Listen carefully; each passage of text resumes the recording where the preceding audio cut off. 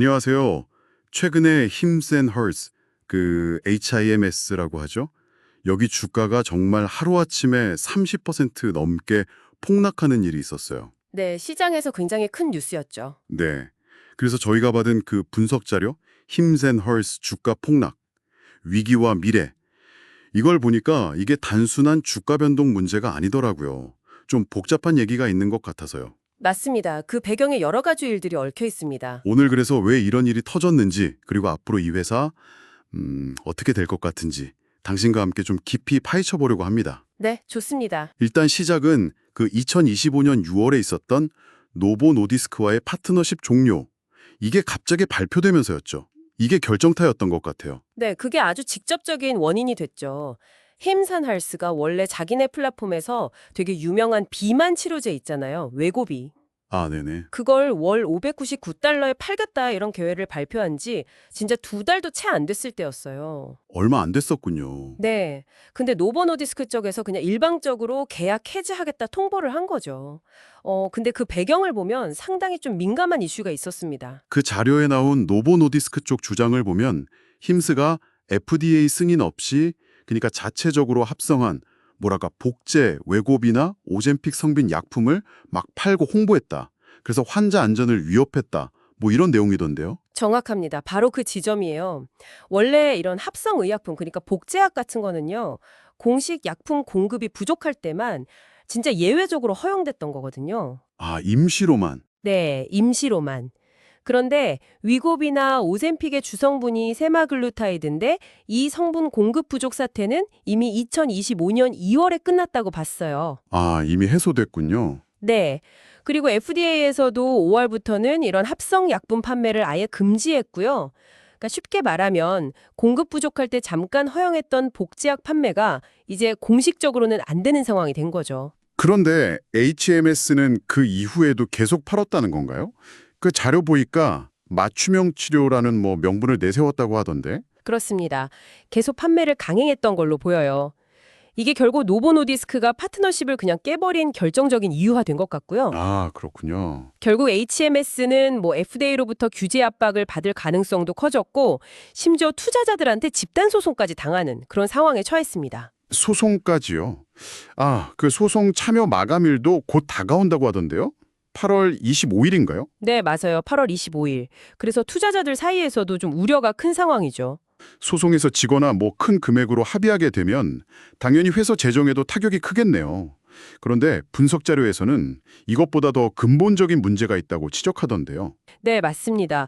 뭐 소송 비용이나 합의금도 당연히 문제지만 더 심각한 건요. 회사의 핵심 성장 동력이었던 거. 바로 그 합성 GLP-1. 그러니까 자체적으로 만들던 비만 치료제 관련 사업 있잖아요. 네네. 그 사업 자체가 아예 그냥 좌초될 위기에 처했다는 점입니다.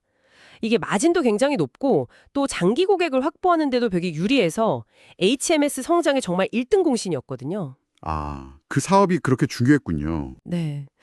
어느 정도냐면 2025년 1분기 매출의 한 15% 정도가 여기서 나왔을 거다 이렇게 추정될 정도니까요. 와, 15%면 진짜 큰 비중인데요. 그 사업이 만약에 중단된다면 이건 뭐 성장세가 확 꺾일 수밖에 없겠네요. 그렇죠. 성장률 급락은 물론이고 수익성 악화도 피하기 어려울 겁니다. 와, 듣고 보니까 정말 심각한 상황이네요. 근데 그래도 HIMS가 그동안 보여준 좀 긍정적인 면들도 있지 않았나요? 예를 들면 1분기 실적 같은 거요? 아, 물론입니다. 그 점도 중요해요.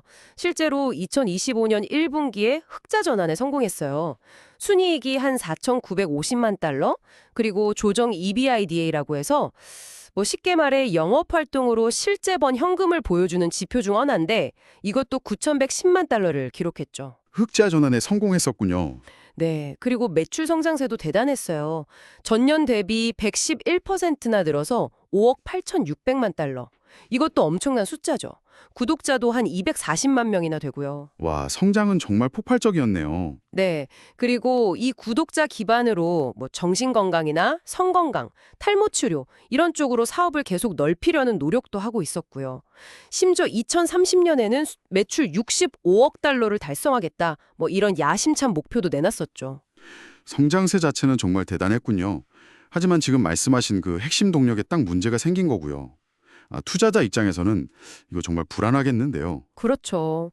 지금으로서는 리스크가 매우 크다고 봐야 합니다. 이 규제 문제랑 법적인 문제가 명확하게 해결되기 전까지는 주가가 좀 더 떨어질 가능성도 배제할 수 없고요. 네. 특히 그 PER, 주가 수익 비율이라고 하잖아요. 시장이 이 회사 수익성 대비 얼마나 높게 평가하는지 보여주는 건데 이게 70배가 넘어요. 70배요? 와, 네, 그러니까 성장 기대치가 정말 어마어마하게 반영됐다고 볼 수 있거든요. 근데 만약에 지금 이 사태로 성장세가 확 꺾이면 이 높은 가치 평가는 상당한 부담으로 작용할 수밖에 없죠. 고평가 논란이 나올 수밖에 없는 거예요. 그렇겠네요. 그래서 일부 분석가들은 뭐 단기적으로는 좀 반등할 수도 있다. 뭐 목표가를 49달러 정도로 제시하기도 하지만 중장기적으로는 이 불확실성이 너무 크다. 이런 우려의 목소리가 상당히 많습니다. 결국 종합해보면 힘쓰나 홀스는 어떻게 보면 좀 규제의 경계선을 아슬아슬하게 넘나들면서 성장을 하다가 결국 큰 위기를 맞게 된 그런 상황이네요. 단기적으로는 뭐 성장성이나 수익성 타격은 피하기 어려워 보이고요. 네, 그럴 가능성이 높아 보입니다. 앞으로 이 규제 문제를 어떻게 슬기롭게 풀어나갈지, 그리고 지금 논란이 된 이 사업을 대체할 만한 다른 확실한 성장 동력을 또 성공적으로 찾아낼 수 있을지, 이게 정말 회사의 미래를 결정짓는 핵심 요인이 될 겁니다. 네. 그래서 현재로서는 뭐 투자자 입장에서는 너무 공격적으로 접근하기보다는 좀 상황을 지켜보면서 신중하게 리스크를 관리하는 편이 현명하지 않을까, 그렇게 생각합니다. 마지막으로 이런 질문을 한번 던져보고 싶네요.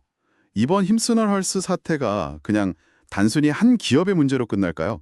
아니면 어쩌면 이게 규제 환경의 어떤 빈틈 혹은 회색지대를 이용해서 빠르게 성장하려는 이런 원격 의료 모델 자체의 어떤 취약점을 보여준 건 아닐까 하는 생각도 들거든요. 아, 굉장히 중요한 지적이십니다. 특히 체중 감량 치료제처럼 이렇게 수요가 폭발하는 시장에서 혁신이라는 이름과 또 규제 준수라는 현실 사이에서 어떻게 균형점을 찾아야 할지 이 부분에 대해서 당신께서도 한번 깊이 생각해 보시면 좋지 않을까 싶습니다.